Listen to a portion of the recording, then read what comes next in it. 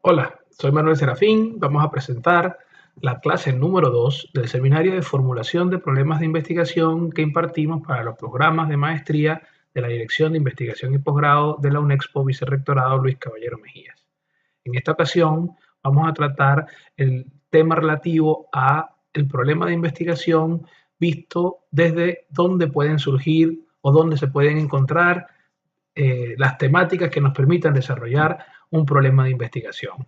Además, vamos a introducir una herramienta que he diseñado y usado con éxito desde hace aproximadamente 5 años que empezamos el dictado de esta asignatura en forma presencial, que hemos denominado el mapa de conocimiento, que va a ser una herramienta para concretar la idea de investigación que desarrollaremos en nuestras propuestas de investigación, que para el caso de la maestría se refiere a las temáticas y en el caso de una investigación libre sería pues una propuesta en términos generales.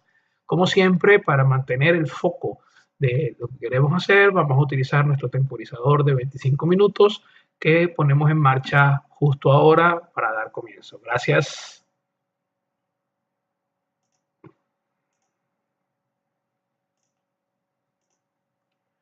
Y comienza. Muy bien. Entonces, como decíamos, esta video instruccional va a atender a la pregunta de dónde surgen los problemas de investigación y cómo los concretamos en una idea. Para ello, veamos primero, pongámonos en el contexto de lo que vimos en la clase anterior con los dos videos que ya tienen en su canal. El primero era que investigar desde el punto de vista operativo ocurría o era una acción que se podía dar siempre que estuviéramos ante un evento en forma problemática o de pregunta en el cual de antemano el investigador, representado allí por el eje yo, no conoce la respuesta. Pero además, ese mismo evento o situación problematizada no se le debe poder encontrar respuesta en lo que sería el entorno de interés. Ellos, los demás, que tienen algo que ver, que son audiencias profesionales, académicas o legítimas con el asunto. Y por lo tanto, cuando estábamos ante una situación donde no podíamos establecer que los demás sabían sobre ella y nosotros de antemano no sabemos sobre ella, estamos al frente de una situación que invita a la investigación y a desarrollar esa investigación. Por supuesto que para estar seguros de que eso es así, necesitamos forzosamente documentarnos. Documentarnos es revisar qué es lo que los demás saben sobre el tema tópico que estamos haciendo. Entonces nosotros no sabemos de algo en particular, revisamos qué es lo que saben los demás y procedemos a una fase que se llama documentación, que es parte de todo proceso de investigación, pero documentarse no es hacer investigación.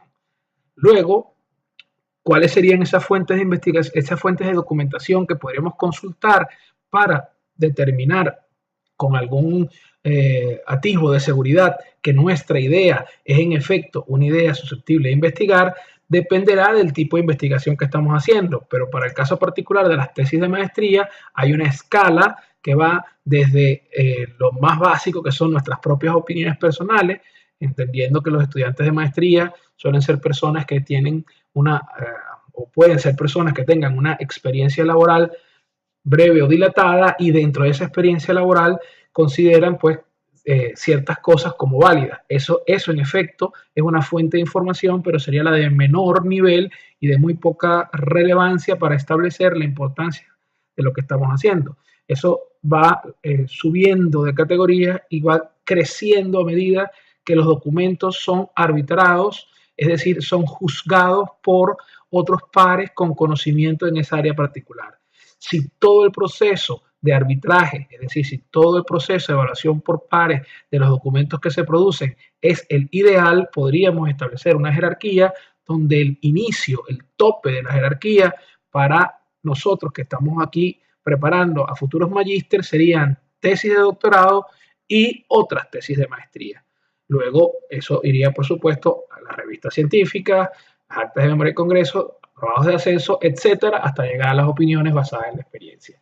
Mientras más alto, más relevante es la fuente de información para determinar lo que nosotros consideramos que podemos investigar para soportar esa investigación a través de la documentación que hacemos leyendo estas cosas que fueron actividades de divulgación de otros. Cuando alguno realizó estos artículos o esas presentaciones en congreso o esos trabajos, él se decidió a divulgarlo ante una audiencia que no lo sabe. Entonces, tanto el 1 como el 2, que están en verde dentro de este cuadrícula, son fases de todo proceso de investigación, aunque no sean la investigación en sí misma. No podemos investigar si no nos documentamos y no podemos documentarnos si no se divulga.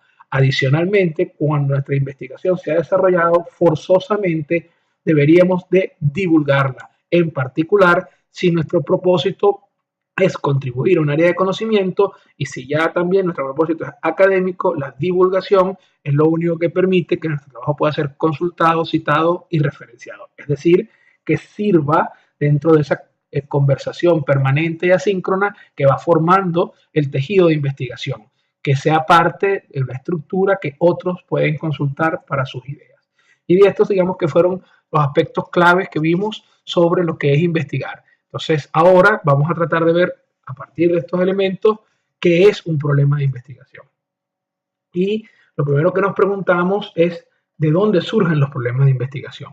Bueno, los problemas de investigación tienen al menos, yo diría que 3 fuentes claras. Vamos ahora con la fuente natural. La fuente natural es la curiosidad. Y para ello lo que les pido es que se imaginen a cuando ustedes eran niños, si lo logran recordar, o a niños con los que han estado cerca. Un niño no se cansa de preguntar por qué. Y no se cansa de preguntar por qué porque apunta a problemas de conocimiento, quiere saber. Ahora, evidentemente, con la definición que vimos antes, cualquier pregunta por qué no implica necesariamente que se esté haciendo una investigación, porque, haciendo la analogía que estamos diciendo del niño, el niño está llegando a un mundo que para él todo eso es nuevo, pero que para otros es sumamente conocido. Ergo, él, aunque haga preguntas de legítima curiosidad para saciar una necesidad de conocimiento, esas preguntas no son, o ese ejemplo no es lo que llamaríamos un paradigma de lo que es investigar, porque para investigar tendríamos que, una vez que tengamos la curiosidad y apuntar a ciertos problemas de conocimiento, pasarlos por el filtro de la literatura académica disponible, como vimos en la lámina anterior en sus diferentes jerarquías. Al pasarlo por ese filtro, podemos ver si esa idea que para nosotros es tan original y tan importante no ha sido ya presentada por otros. Cuando es presentada por otros no pasa nada, simple y llanamente no estamos en el cuadrante de investigación, sino en el cuadrante de documentación. Es decir, podemos usar esa información para nosotros aprender lo que desconocíamos, resolver nuestra duda de conocimiento, pero lo hicimos a través de la documentación y no a través de la investigación.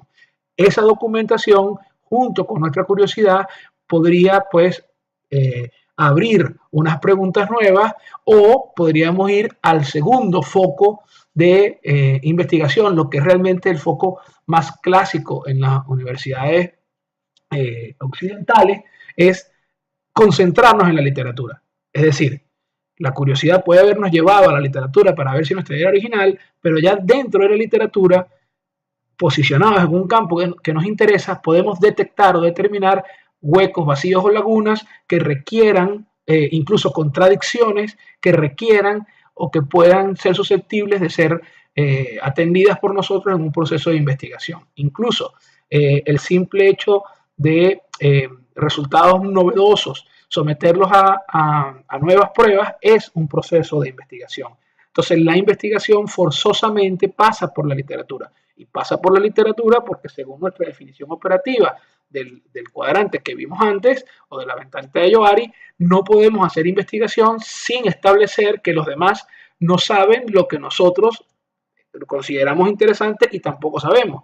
Entonces, la única forma de determinar que los demás no lo saben es a través de la revisión cuidadosa de la literatura relevante. Otra fuente natural de problemas de investigación son las necesidades. Las necesidades pueden ser necesidades propias o necesidades de terceros. Las necesidades son asuntos que pueden estar ligados o no a la curiosidad, pero normalmente el asunto con las necesidades es que cuando uno tiene una necesidad quiere satisfacerla y por lo tanto las necesidades demandan una solución. Si demandan una solución, entramos en aquella zona gris que habíamos discutido en la clase anterior con los primeros dos videos, que es la diferencia entre un problema de acción y un problema de conocimiento. Recordemos que en la investigación tenemos que apuntar a problemas de conocimiento.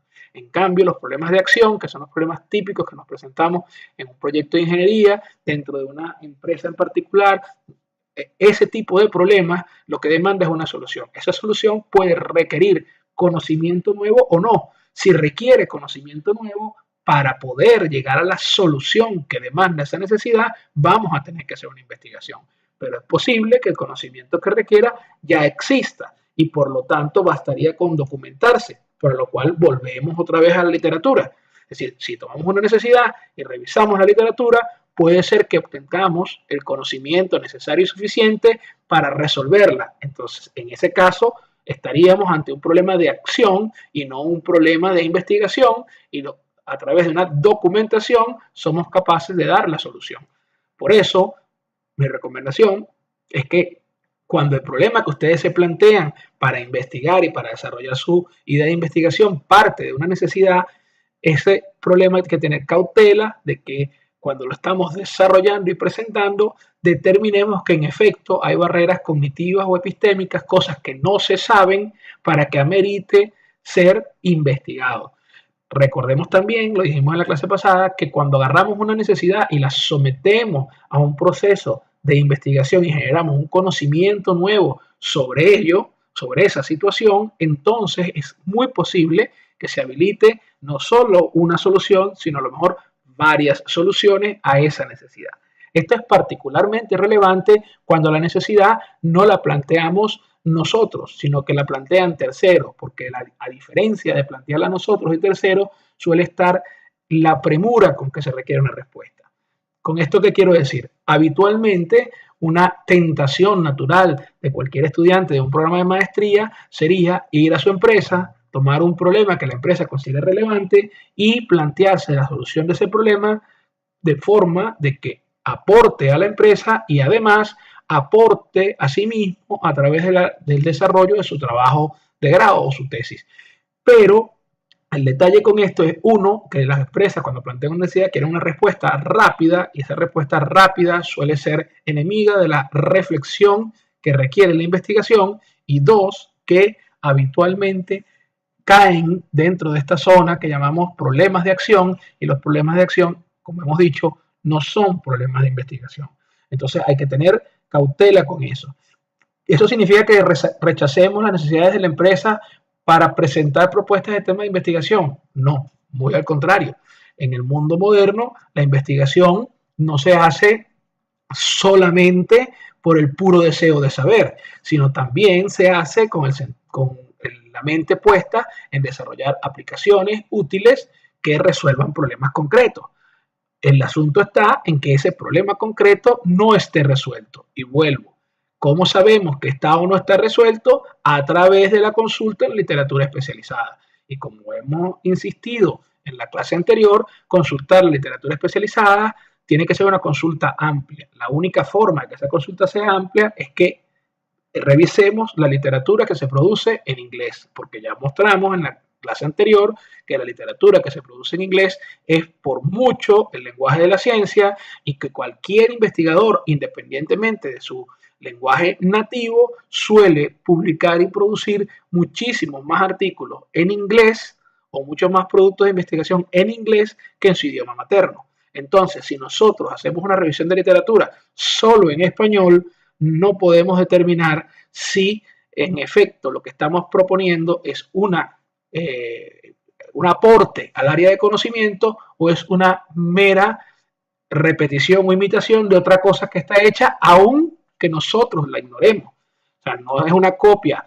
en el sentido estricto de que buscamos algo para copiarlo sin decirlo, en el sentido perverso que está asociado al plagio, pero sí en el sentido ingenuo de despreciar el gran volumen de literatura que se produce en el idioma anglosajón.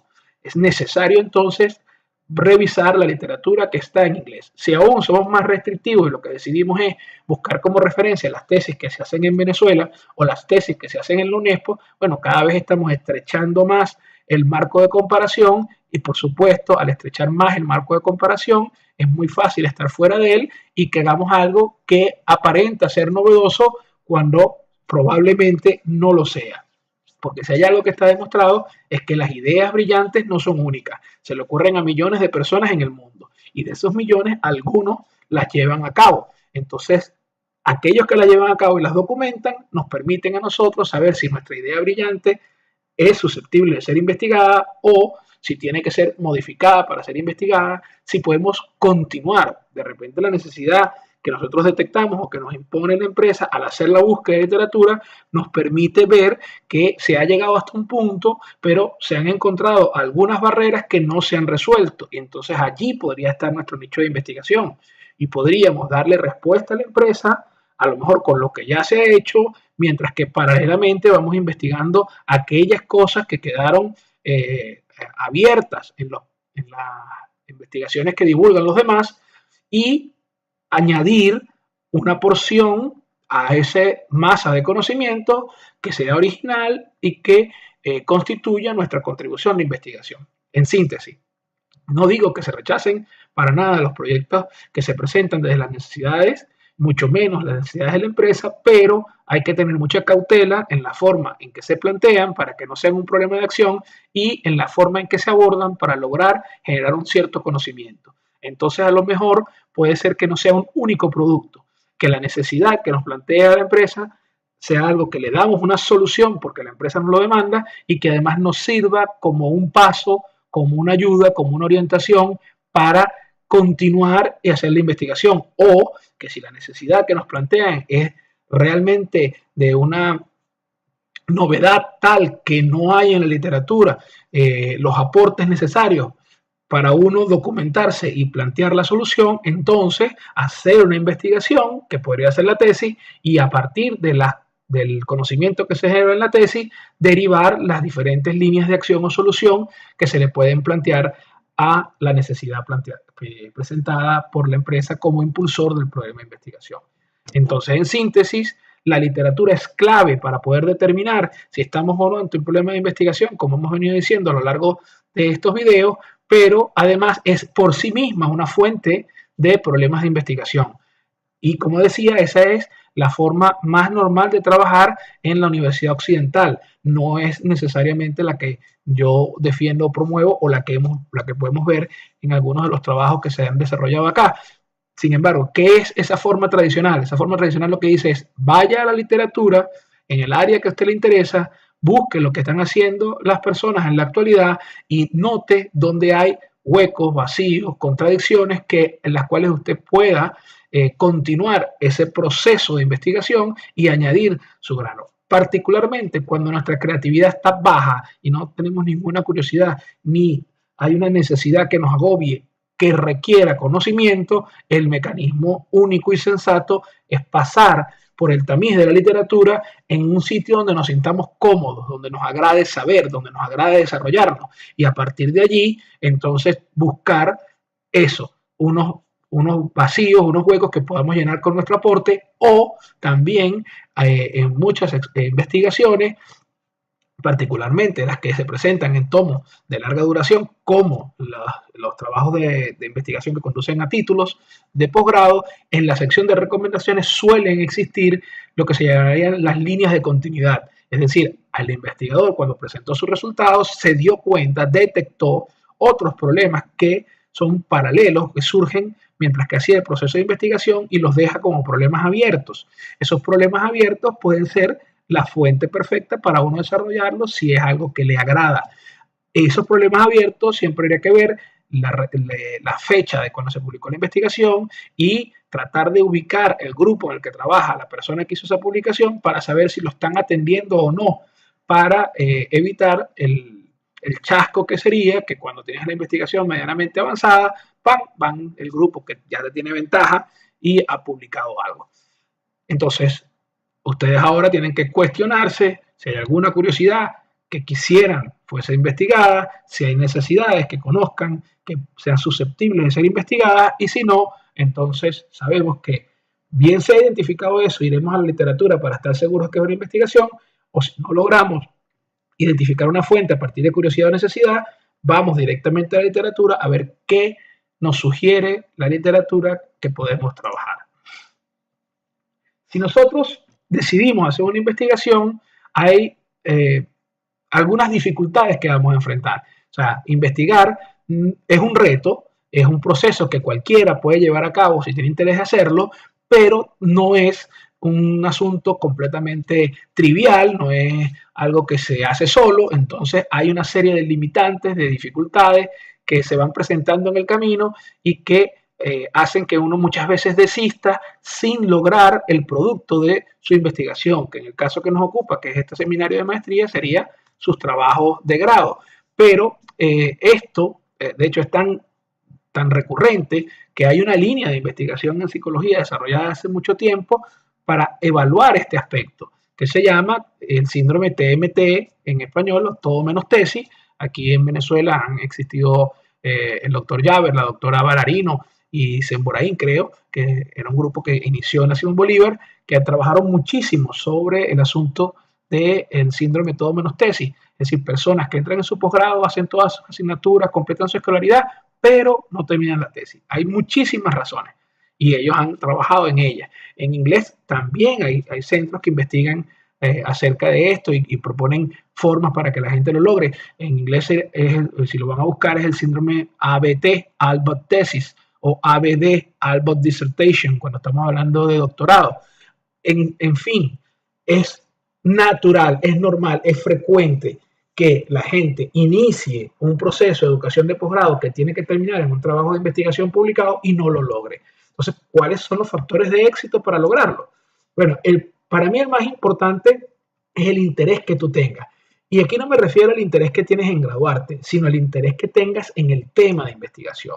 El tiempo que le vas a dedicar a la investigación está atado a la pasión que tú sientes por la temática. Si ese tema te llama la atención, te atrae, tú quieres saber, quieres hacer una contribución en eso, lo necesitas porque es algo que tú sientes que tú necesitas o porque tú consideras que va a ser un valor que vas a agregar en tu empresa, en tu entorno, en tu sociedad, eso va a hacer que tú lo priorices y saques tiempo del estrecho o limitado tiempo que tenemos todos durante el día para dedicarle sistemáticamente al proceso de desarrollo de tu tesis. Los investigadores de los síndromes TMT han sacado muchísimas recomendaciones, pero una que yo siempre uso como referencia es que una vez que uno tiene la temática, o sea, el proyecto de investigación, la propuesta de investigación realizada, el desarrollo del trabajo de investigación hasta su presentación suele llevar entre 120 y 160 horas de trabajo. Pero una vez que uno tiene el proyecto claro, que es lo que estamos tratando de ayudarle en este seminario, hay entre 120 y 160 horas. ¿Por qué la gente no lo logra? Bueno, en primer lugar, porque esas 120 o 160 horas se basan en trabajo sistemático. Es decir, que uno diga, por ejemplo, todos los días puedo dedicarle 2 horas a la tesis.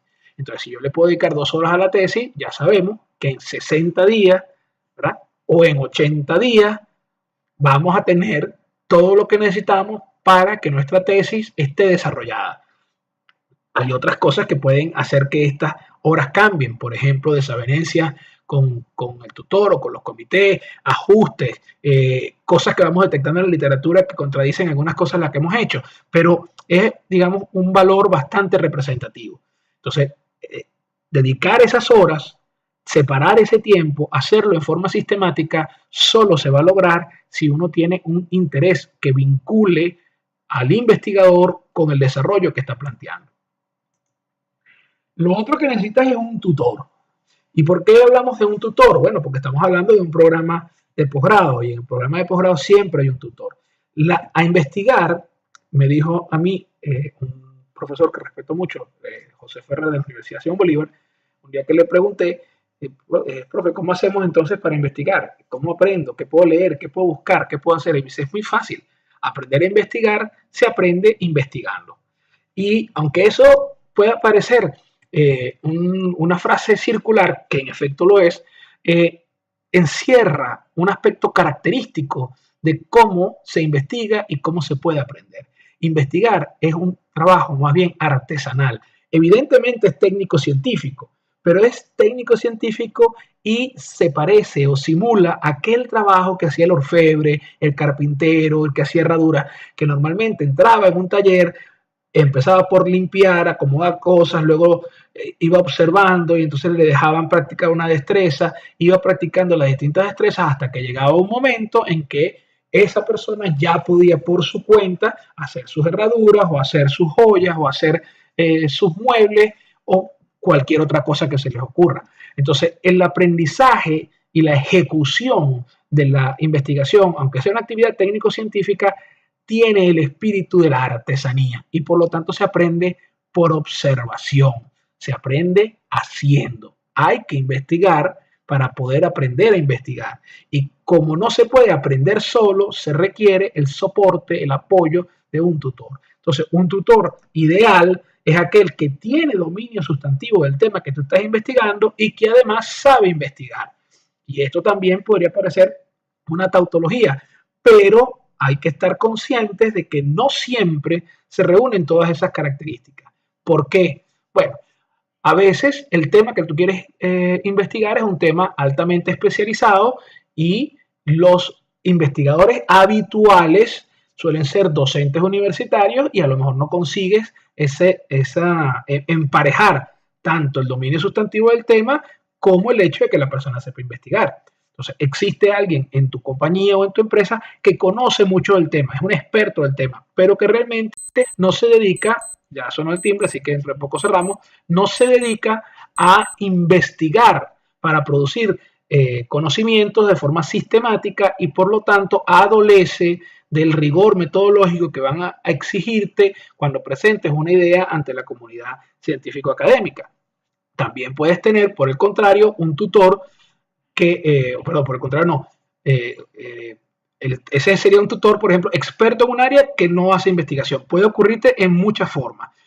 También tenemos el caso de que la persona que tú conoces es un investigador, publica, hace cosas, pero no está, no encierra, no abarca completamente el área que tú le estás proponiendo. Entonces, ese también va a tener algún tipo de conflicto o la relación tutor-tutoriado va a tener algún tipo de conflicto en términos de que no puedes observar como aprendiz en el artesano todo lo que necesitas para lograr tu tarea con éxito. ¿Qué quiero decir con esto? Que si uno consigue un tutor que tenga dominio sustantivo del tema que quiere investigar y que además sabe de investigación, está en una situación ideal y lo que debería hacer es cuidarlo y consentirlo, saber cuáles son las medicinas que toma para comprárselas, que no le vaya a pasar nada.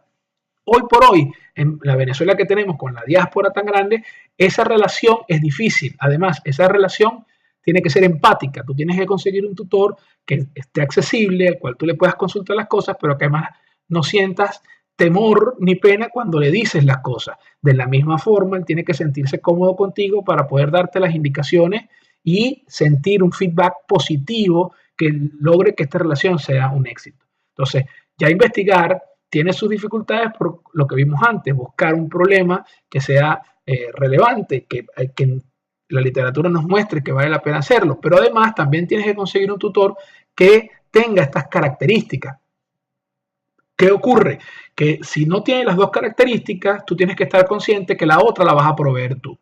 Si tienes un tutor que es un buen investigador, pero que no está empapado en el área específica en la que tú estás trabajando, sabes que vas a tener que estudiar y aprender una cantidad de cosas que él no necesariamente le interesan aprender. Entonces es tu labor hacer eso. Si por el contrario estás trabajando con un gran experto en tu empresa que sabe muchísimo del tema, pero que no hace investigación recurrentemente para publicarla, tú vas a tener que desarrollar y aprender esas habilidades. Una opción clara cuando estamos hablando de estas cosas es apoyarse en un grupo. Entonces, de hecho, cuando ya estamos hablando de personas que investigan recurrentemente, que no están buscando un título, normalmente se asocian a grupos de investigación o laboratorios de investigación, comunidades en general de investigación en las cuales tú puedes consultar y donde de todo el espacio que hay allí habrán algunos que son expertos del tema, otros expertos investigadores y entre todos te van, digamos, tapando los huecos que tú te vas encontrando a lo largo de tu camino. Aquí podríamos hacer algo similar. Tú puedes tener un tutor que es la persona responsable de tu investigación, pero eso no te impide consultar a otras personas expertas en el tema o a otras personas con habilidades de investigación para que te refuercen, te ayuden o te aclaren algunos aspectos. Entonces es importante que uno entienda este asunto. Cuando hablamos del caso más, digamos, delicado o de debilidad, es aquel en donde no conseguimos un tutor en la forma convencional y para ello tenemos que apelar a lo que yo he denominado un tutor administrativo. ¿Qué es un tutor administrativo? Alguien que cumple los requisitos. El requisito para ser tutor de un tesista de maestría en el reglamento de la UNESCO es estar en posesión de un título de maestría. Entonces uno busca un amigo dentro de su empresa o dentro de su Facebook o dentro de su comunidad y le pide que le haga el favor de ser su tutor. Él o ella aceptan, pero tú tienes que estar claro en que ese compromiso que tienen contigo es exclusivamente de firmarte los papeles a medida que tú haces las cosas y tú vas a tener que suplir el dominio sustantivo del tema y la investigación. Porque recordemos que en general, cuando tú entras a un posgrado, no has tenido una experiencia de investigación importante y tu primer producto de investigación es ese trabajo de grado o tesis que presentas. Cuando tú haces eso en una maestría para incrementar tus competencias y sigues en la empresa, si la empresa no realiza investigación y tú no realizas investigación por tu cuenta ni publicas, lo más seguro es que lo único que hayas hecho de investigación es aquel trabajo. Poco puedes haber desarrollado las habilidades como para iniciar a terceros en el área. Entonces ustedes tienen que estar conscientes cuando hacen esta selección, primero, de las condiciones en las que están, que es que hay una profunda escasez. En un país donde escasea de todo, por supuesto que los tutores tienen que escasear y más los tutores ideales. Y segundo, que a medida que ellos escaseen y ustedes tienen que asirse de lo que hay disponible, van a tener que por su cuenta suplir las habilidades que normalmente estarían buscando en el tutor. Muy bien. Por último, hay, aparte de esos factores, unos factores intrínsecos que son importantes tomar en cuenta para cerrar esta lámina. Primero, los conocimientos previos, qué es lo que ustedes saben. Luego, la experiencia que tienen, en dónde han desarrollado sus conocimientos profesionales. Y por último, que es una cosa que la gente no suele tomar suficientemente en cuenta, es dónde van a conseguir los datos. Una investigación para poder generar conocimiento requiere información y la información se construye a partir de los datos. Entonces hay que identificar esa fuente de datos. Cuando tenemos esos tres factores intrínsecos, lo que hacemos es generamos una estructura de soporte a través de distintas herramientas que nos permiten investigar y concluir con éxito la investigación. Como ya nos pasamos el tiempo, cerramos este video aquí y dentro de poco empezaremos con una segunda parte de esta clase número 2 para concluir con lo que sería la herramienta concreta llamada mapa de conocimiento. Muchas gracias por todo.